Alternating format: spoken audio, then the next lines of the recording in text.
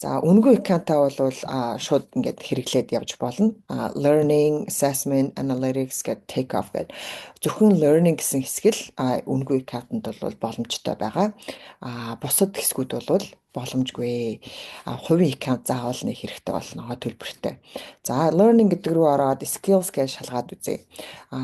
Хэлсэн те бүх асуулт банкуд бол нээлттэй үнэгүй аккаунтанд. За жишээ нь би 8 дугаар ангийн хүүхэдтэй гэж ярьсан тий. 8 дугаар ангийн хүүхэд маань 8 дугаар ангийн хичээл сонирхож үзмээр байна гэд орлоо. За ингээд энэ чинээсээ хичээлээ сонгож болно.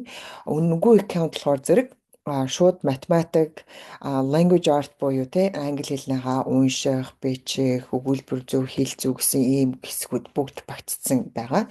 Шинжлэх ухааны хичээл болон нийгмийн ухаан бас Испани хэлний гэсэн ийм талбаруудыг Excel санал болгодог. Тийм болохоор үнэгүй аккаунтаар бол эднэрийг бүгдийг нь access хийх боломжтой. Нэгэд харах юм бол нээлттэй байж байгаа. За түрүүний хэлсэнтэй адилхан үнэгүй аккаунт болохоор ерөөсөө л 10 дасгал ажиллах боломжийг өдөрт олгодог байгаа.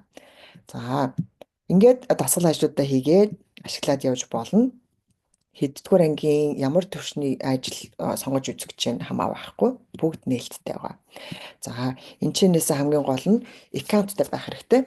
Анх удаа аккаунт нээж үзэх гэж байгаа бол join now гэд